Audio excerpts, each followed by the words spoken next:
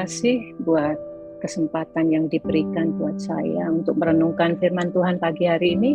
Shalom Bapak Ibu Saudara yang dikasihi Tuhan. Pagi hari ini kita akan sama-sama merenungkan firman Tuhan yang saya beri tema pengikut atau penggemar. Natsnya didasarkan dari Yohanes 2 ayatnya yang ke-23 sampai ke-25. Ya.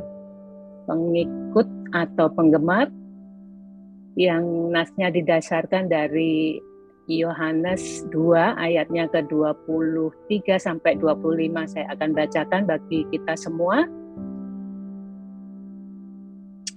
Dan sementara ia di Yerusalem selama hari raya Paskah, banyak orang percaya dalam namanya karena mereka telah melihat tanda-tanda yang diadakannya. Tetapi Yesus sendiri tidak mempercayakan dirinya kepada mereka karena ia mengenal mereka semua. Dan karena tidak perlu seorang pun memberikan kesaksian kepadanya tentang manusia, sebab ia tahu apa yang ada di dalam hati manusia. Amin. Demikianlah pembacaan firman Tuhan. Berbahagialah buat setiap kita yang mendengar dan merenungkannya.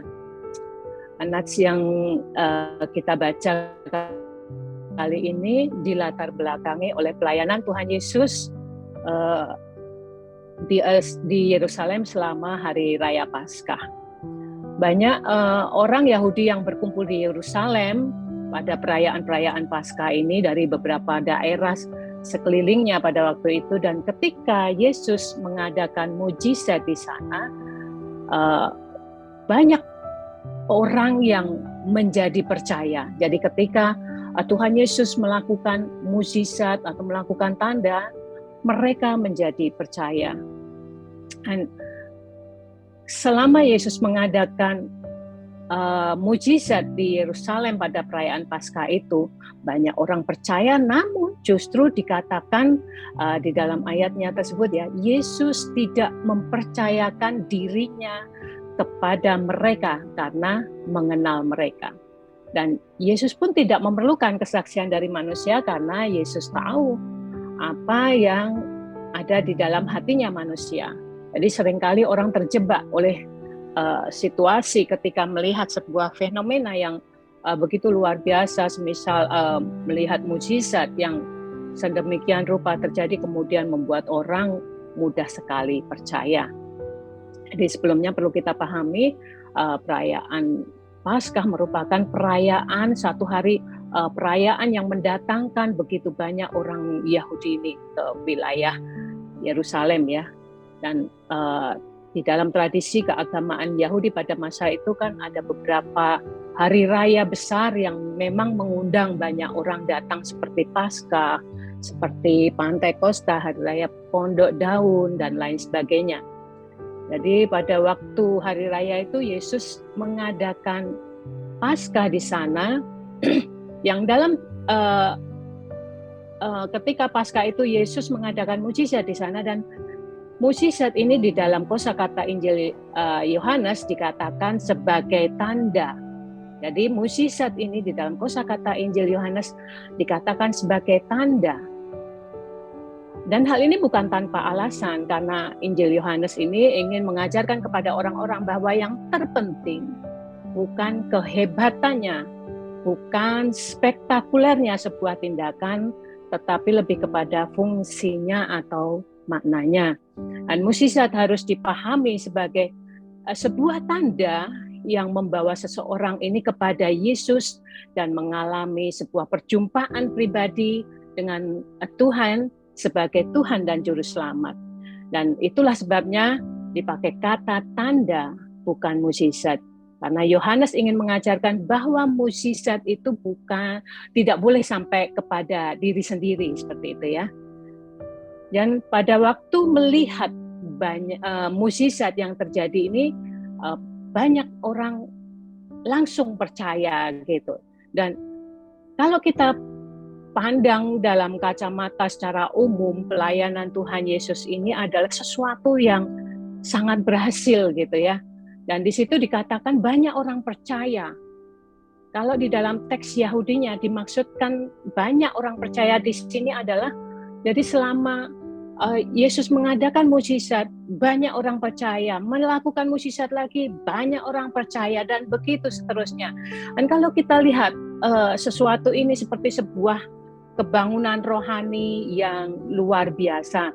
Namun jika hal ini terjadi pada masa kini, tolong tidak dijadikan ini sebagai sebuah patokan keberhasilan, karena bisa saja keberhasilan ini akan menipu kita, dan kita berpikir bahwa pelayanan kita ini sukses, pelayanan kita ini luar biasa. Kita berpikir banyak orang yang antusias mengikuti kita, padahal kenyataannya kan belum tentu seperti itu. Dan di dalam Injil Yohanes ayat 2 yang ke-23 ini, banyak orang percaya kepada Yesus karena melihat tanda yang dilakukannya. Dan kita bisa bayangkan antusiasme orang yang muncul dan melihat tanda ini dan kemudian percaya.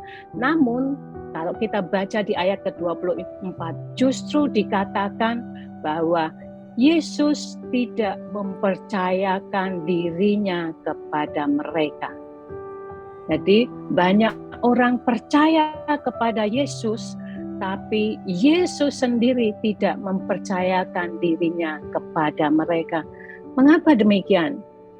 Dalam hal ini kita lihat gambaran yang berbeda, bahwa Yesus tidak mempercayakan diri kepada mereka. Ternyata antusiasme tidak selalu identik dengan keberhasilan di dalam pelayanan. Ternyata banyak penggemar, bahkan penggemar yang sangat antusias, tidak berarti membuat mereka menjadi pengikut Kristus yang sejati. Bapak Ibu yang dikasihi Tuhan, kalau kita melihat kekristenan dewasa ini juga cenderung meningkat, cenderung meluas, namun sepertinya tidak mengakar. Dari hasil survei menunjukkan bahwa jumlah kekristenan di dunia ini masih cukup banyak. Dan kalau kita melihat di Indonesia sendiri, kita juga patut bersyukur bahwa kekristenan juga berkembang sedemikian rupa. Namun di dalam survei yang lain mungkin kita juga patut prihatin, di mana dikatakan bahwa orang Kristen ini tidak seperti yang diharapkan dalam Alkitab ya. Orang-orang Kristen hidup sama seperti orang-orang dunia hidup. Ternyata kehidupan orang-orang Kristen tidak lebih baik daripada kehidupan orang-orang yang non-Kristen. Orang-orang di luar kekristenan memiliki pandangan yang buruk terhadap kekristenan. Jadi inilah yang dimaksudkan bahwa kekristenan ini meluas tapi tidak mengakar. Tidak semua orang paham Alkitab dengan baik. Tidak semua orang memahami keunikan kekristenan dibandingkan dengan non-Kristen gitu ya. Tidak semua orang Kristen memiliki cara hidup yang berbeda dengan orang non-Kristen. Maaf kata, hal ini sangat mungkin terjadi ketika gereja mungkin sibuk mengumpulkan para penggemar. Dan ini menjadi sebuah ukuran dari banyak gereja, yaitu kuantitas. Saya tidak anti yang bersifat kuantitatif, namun ketika gereja yang berkualitas, maka tidak dipungkiri akan bertambah juga di dalam sisi kuantitas. Jadi jangan hanya mengejar hal-hal yang berbau kuantitas, namun mengabaikan yang berkualitas. Yang menjadi keprihatinan kita adalah mengapa gereja ini tidak berdampak besar kepada dunia? Karena dunia jauh lebih berdampak besar kepada gereja ya, begitu ya. Prinsip-prinsip dunia seringkali masuk ke dalam gereja. Misalnya orang rajin ke gereja supaya apa? Supaya diberkati. Orang rajin ke gereja supaya apa? Supaya sukses. Impian dunia masuk ke dalam gereja, kadang-kadang diberikan ayat-ayat sehingga itu menyebabkan orang-orang dewasa ini, orang-orang Kristen sekarang ini menjadi orang-orang Kristen yang sangat duniawi, walaupun mereka kelihatannya rohani gitu. Hal ini menjadi tantangan buat kita jika kita menilik dalam teks Alkitab. Fenomena ini ternyata bukan fenomena yang baru, karena di dalam Yohanes sendiri tadi dikatakan ya, sebetulnya kalau setiap orang Kristen ini menyadari apa yang diajarkan oleh Alkitab, maka kita akan menjadi gereja yang lebih berhati-hati. Kalau kita meluas, tetapi kita juga harus tetap mengakar. Kalau kita mengakar, otomatis kita akan meluas. Jadi demikian apa yang dapat kita pelajari menjadi untuk dari kisah pengikut Kristus ini ya, di dalam Yohanes 2 ayat 23 sampai 25 ini ya. Jadi sebagai seorang yang percaya Kristus, hendaknya kita ini menjadi pengikut Kristus yang sejati dan bukan hanya sebagai penggemar. Jadi apa yang dapat kita lakukan untuk menjadi pengikut Kristus yang sejati? Dalam hal ini ada hal-hal yang dapat kita pelajari, bahwa mengikut Kristus itu dimulai dari hati. Ya, mengikut Kristus itu dimulai dari hati. Dikatakan, tetapi Yesus sendiri tidak mempercayakan dirinya kepada mereka karena ia mengenal mereka semua. Dan karena tidak perlu seorang pun memberikan kesaksian kepadanya tentang manusia, sebab ia tahu apa yang ada di dalam hati manusia. Jadi mengikut Yesus berkaitan dengan hati. Mengikut Yesus dimulai dari hati. Dan dikatakan dalam ayat 24, Yesus sendiri tidak mempercayakan dirinya kepada mereka. Mengapa? Karena Yesus mengenal mereka. Dan di ayat 25 juga ditegaskan sekali lagi bahwa Yesus tahu apa yang ada di dalam hati manusia.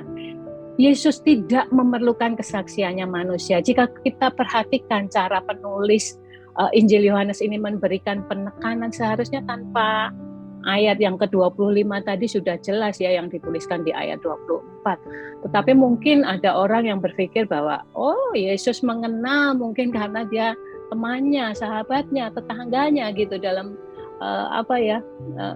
yang dekat dengan dia gitu. Namun ditegaskan di sini Yesus mengenal karena Yesus ini kan Allah. Dia firman yang menjadi manusia, seperti yang dikatakan Yohanes 1 ayat 14. Maka dia mengenal hati manusia, sehingga tidak perlu ada orang yang memberikan kesaksian tentang siapapun kepada Yesus.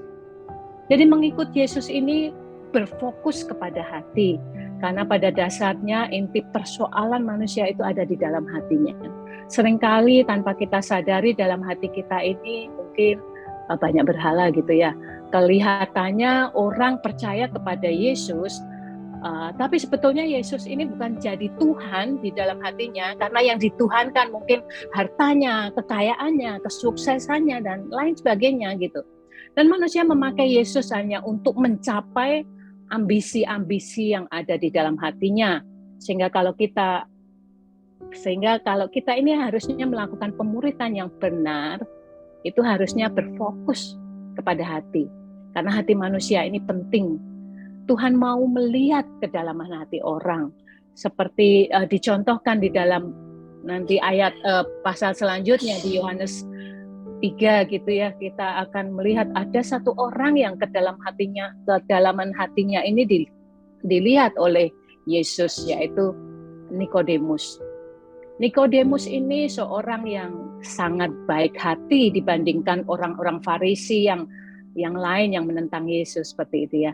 Dia mau menemui Yesus, dia tidak malu menemui Yesus, padahal Nikodemus ini seorang rabi Yahudi yang terhormat, seorang pemimpin di dalam masyarakat Yahudi.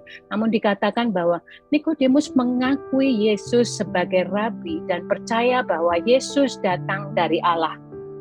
Karena banyak tanda yang dibuat Yesus. Namun apa yang dikatakan Yesus? Aku berkata kepadamu, sesungguhnya jika seorang tidak dilahirkan kembali, ia tidak dapat melihat kerajaan Allah. Yesus melihat kedalaman hati Nikodemus, dan Yesus mendapati Nikodemus ini belum siap untuk Yesus. Namun nanti ketika kita baca pasal-pasal selanjutnya gitu, pasal 7, pasal 19 gitu, kita akan melihat pertumbuhan iman daripada Nikodemus, dan kita melihat bahwa Nikodemus ini pada akhirnya keluar menyatakan diri sebagai pengikut Yesus, yaitu dengan cara memberikan pemakaman, memberikan penguburan yang sangat layak bagi Yesus di depan orang banyak. Jadi Yesus ini melihat kedalaman hati orang. Kalau kita melihat Nikodemus, apa kurangnya? Nikodemus melihat banyak tanda di depan matanya. Dia seorang yang rendah hati. Dia datang kepada Yesus. Dia tidak malu. Dia tidak memusuhi Yesus seperti yang dilakukan oleh orang Farisi yang lain. Malah mengakui Yesus ini datang dari Allah. Mengakui Yesus ini sebagai Rabi. Tetapi sekali lagi, Tuhan melihat dari hati. Dan di dalam Injil Yohanes juga kita ada contoh bahwa ada orang-orang yang kelihatannya percaya kepada Yesus, tetapi hati mereka tidak siap, bahkan hati mereka bertentangan dengan iman mereka. Dapat kita lihat di pasal yang ke-6. Misalnya ketika Yesus memberi makan 5.000 orang, dan setelah itu Yesus pergi ke seberang. Tetapi ada beberapa orang tuh yang selalu mengikuti Yesus, bahkan mengikuti sampai ke seberang. Ketika Yesus berkhotbah di mana-mana, diikutin oleh mereka. Ketika mereka bertemu Yesus, mereka juga antusiasnya luar biasa. Tetapi jawab Yesus kepada mereka bahwa mereka mencari Yesus bukan karena melihat tanda, namun karena perut mereka kenyang. Dikatakan seperti itu ya. Mereka mencari Yesus bukan karena melihat tanda, namun karena perutnya kenyang. Kalau kita sendiri orang percaya ketika hanya melihat suatu tanda, itu saja buat kita kan kurang pas gitu ya. Apalagi kalau karena perutnya kenyang gitu. Maka di akhir kalimat di pasal 6 itu dikatakan bahwa ketika Yesus berbicara mengenai kematian, kebangkitannya, dan perkataannya itu dianggap keras oleh mereka, pada akhirnya banyak orang yang meninggalkan Yesus. Awalnya mereka begitu antusias, mereka bersemangat karena perut mereka kenyang, karena melihat mujizat. Namun ketika mendengar perkataan yang keras, mereka meninggalkan Yesus. Dan fenomena ini pun pada masa kini, ketika orang begitu bergairah ditawarkan suatu mukjizat untuk menarik orang datang kepada Yesus, pada akhirnya orang mencari mukjizat tapi tidak pernah mengalami perjumpaan secara pribadi dengan Tuhan dan Juru Selamat. Dan dalam hal ini, saya sebenarnya bukan sedang berbicara mengenai saya anti mukjizat gitu, namun hanya akan memberikan pemahaman yang tadi saya katakan seperti itu ya. Yesus sendiri di pasal awal, pasal 2 gitu, mengadakan mukjizat, mengubah air menjadi anggur, dan dikatakan murid-muridnya juga melihat tanda itu dan percaya gitu. Namun kadangkala Yesus ini menangkap orang memang melalui mukjizat gitu, karena memang jika ada juga hati yang tulus gitu. Tulus ketika mereka melihat mujizat, mereka di balik mujizat melihat Yesus sebagai Tuhan dan Juru Selamat mereka. Kadangkala kita sebagai manusia ini terlalu murahan atau gimana ya, terlalu murahan mengartikan sebuah mujizat. Dikit-dikit mujizat, dikit-dikit mujizat. Bahkan kita kadang-kadang mendefinisikan mukjizat itu tidak tepat gitu. Kalau kekristenan kita hanya mencari mukjizat, tentu itu bukan kekristenan yang pas lah ya gitu ya. Yang paling penting itu bukan melihat mukjizat, tetapi apakah mukjizat itu membawa kita ini ditransformasi hatinya. Sekali lagi dikatakan Tuhan melihat mukjizat. Dan teks pada hari ini mengajarkan kita bahwa mengikut Yesus itu dimulai dari hati, dan apakah hati kita ini siap ditransformasi oleh Roh Kudus. Terkadang banyak orang Kristen yang mencari tanda, misalnya sakit, memohon kesembuhan. Ada banyak orang Kristen yang apa-apa minta mukjizat, kalau tidak dikasih mukjizat, tidak terjadi mukjizat di dalam hidupnya, mulai bertanya-tanya sama Tuhan, Tuhan, apakah Engkau ada? Apakah Engkau benar-benar berkuasa gitu ya? Mulai meragukan Tuhan gitu. Seharusnya sebagai orang percaya kita juga percaya di satu sisi bahwa kematian dan kebangkitan Yesus itulah tanda gitu. Jadi jangan sampai kita seperti orang Farisi, orang Saduki, para pemimpin Yahudi yang meminta tanda kepada Yesus, namun ketika Yesus tidak memberikan tanda seperti yang mereka minta, makanya mereka tidak percaya kepada Yesus. Jadi jangan sampai kita seperti mereka.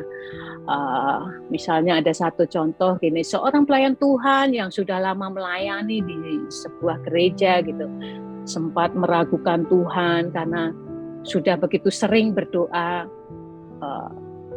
namun ragu gitu, karena ketika dia berdoa dan terus berdoa, penyakitnya tidak mengalami kesembuhan. Ketika dia minta Yesus untuk menyembuhkan penyakitnya dengan berkata bahwa Tuhan, aku selama ini sudah melayani Engkau, seakan-akan selalu meminta Tuhan untuk mengingat pelayanannya.